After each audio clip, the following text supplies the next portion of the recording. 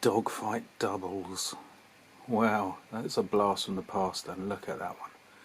Do you know, I never made an Me110, but I have recently, and then I damaged it and I lost the markings.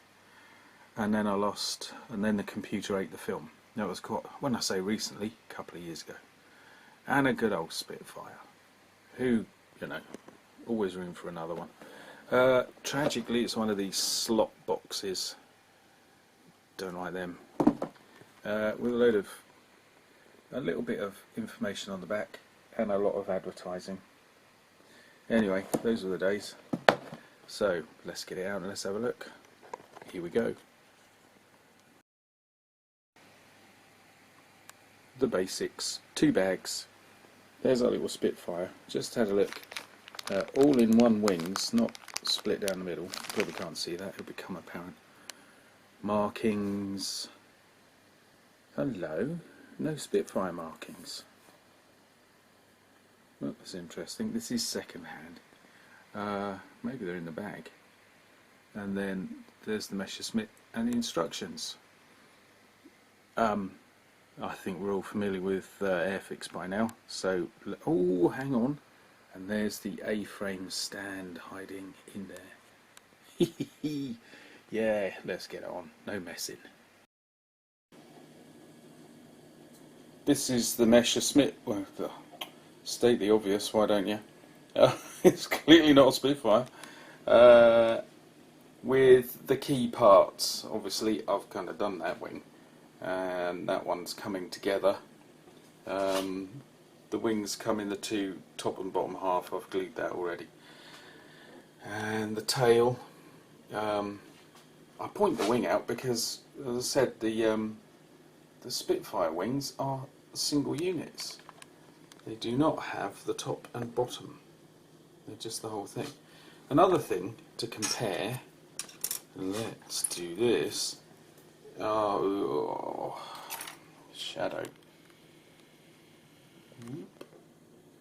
There's our men for the Messerschmitt, but look at the man for the Spitfire. That's him. I'll let go. Slight scale issues.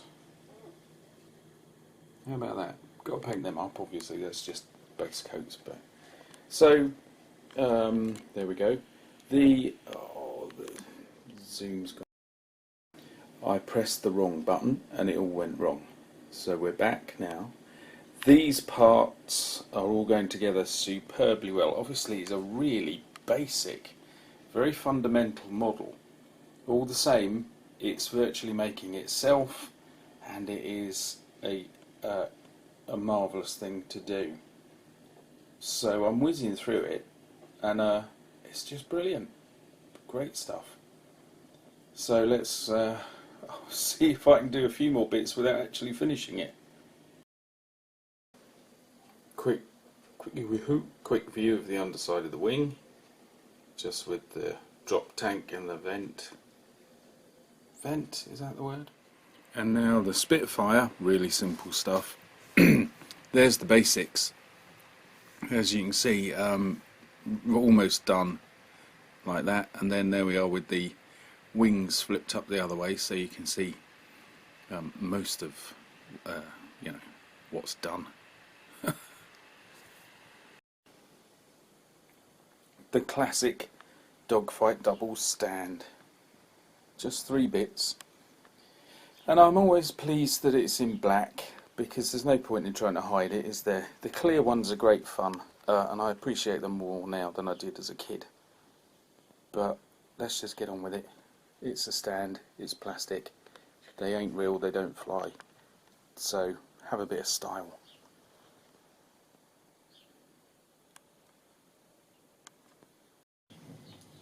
The pilot is in, and just before I put him in, I decided to change his jacket from a brown leathery one to an RAF blue one.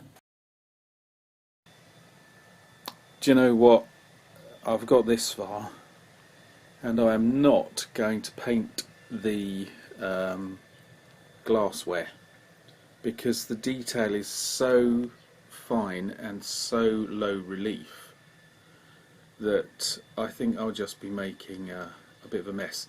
Some of my, I think broadly my cockpit canopies, painting them has improved slightly over the last few aircraft, but not with these. The other thing, or the main thing being that these two models are so simple, and in some respects the detail is so low relief that they're on the verge of being toys.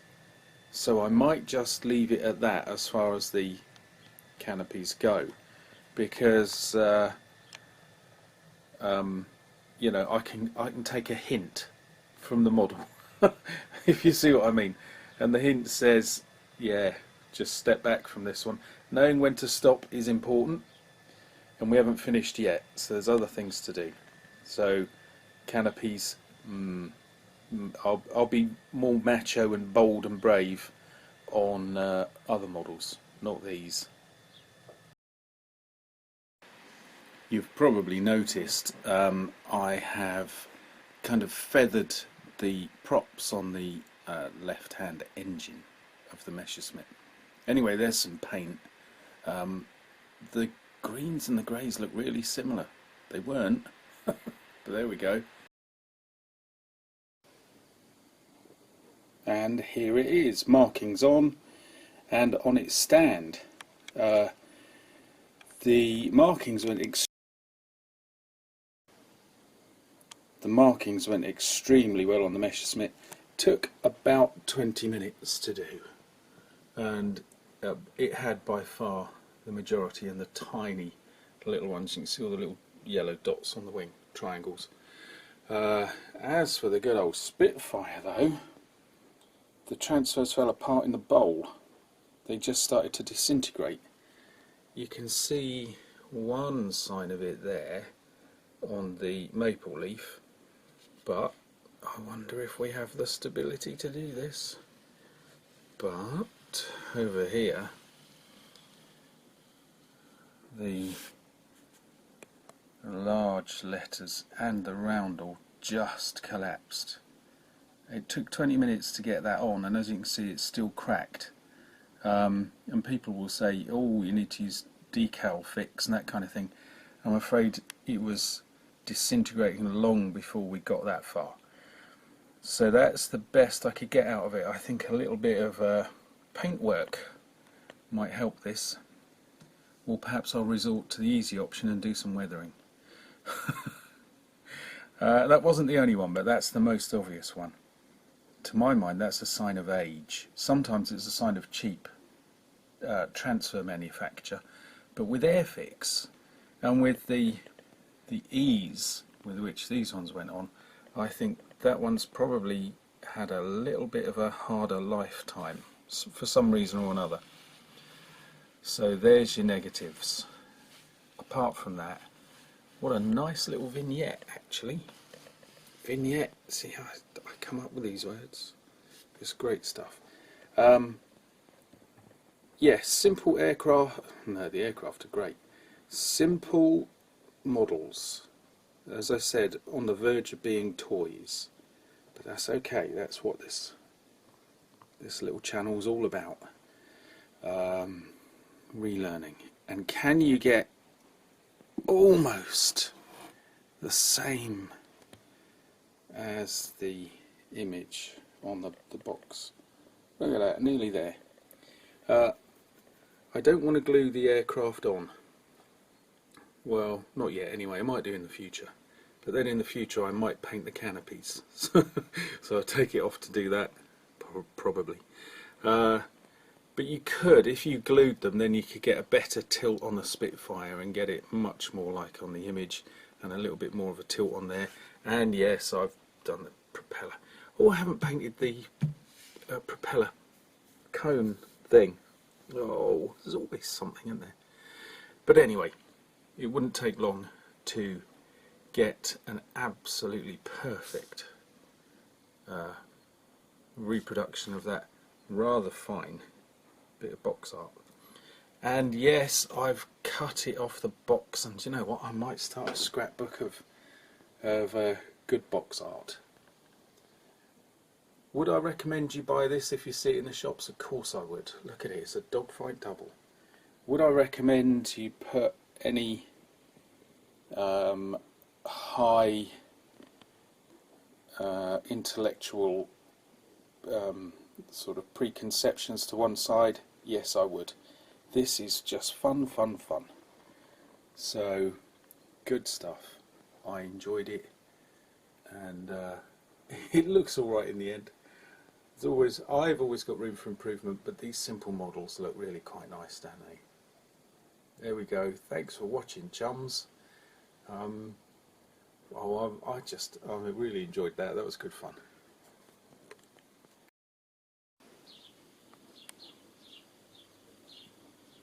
It's funny, the nose cone on the Spitfire is a bit ropey. It's funny I'm talking about it when it's this way round.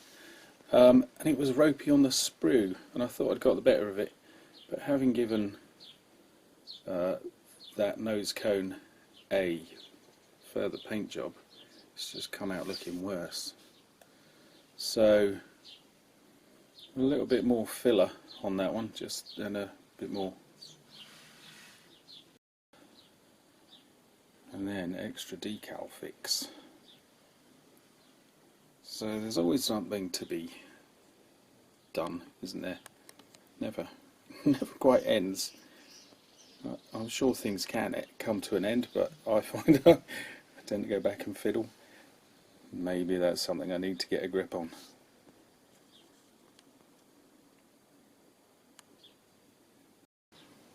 Just reading from the instructions notes, really.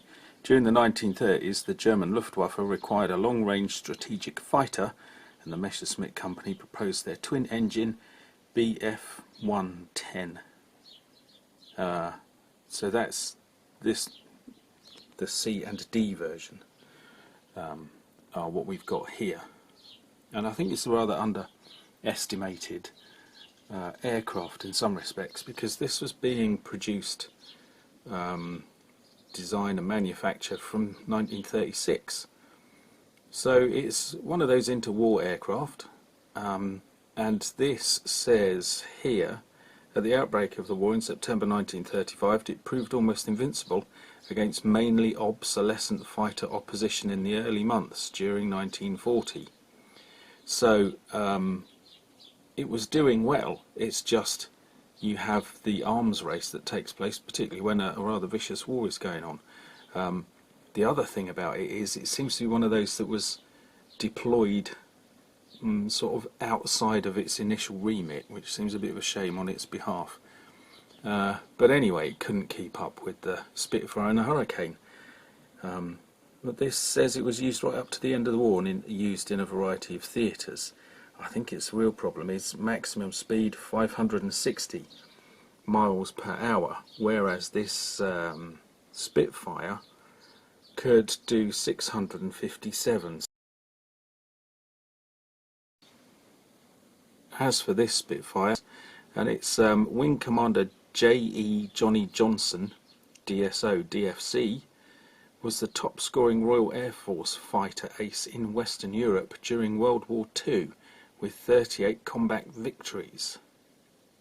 That's not a bad reputation to have, is it? A nice little Canadian maple leaf on the side by the cockpit. So well done him. No wonder the box art shows the poor old Messerschmitt in flames. On the basis that I don't want to get done for copyright infringement and all of that, this is a review, recommendation and advert for Len Dayton's book Battle of Britain. Len Dayton wrote loads of books, and he was in the RAF in the Second World War. I think he was ground crew for bombers, because he wrote a brilliant book called Bomber, based on his experience. But this book is about the Battle of Britain.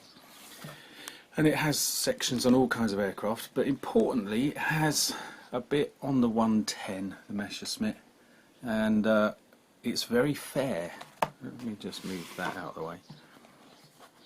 He says In 1939, the Luftwaffe was the only air force in the world which had tried to face the problem of creating an escort fighter with the range to accompany bomber attacks. The best pilots in Germany were posted to Göring's elite Bf-110 destroyer units. There you go, that's interesting. Historians have underrated the 110s.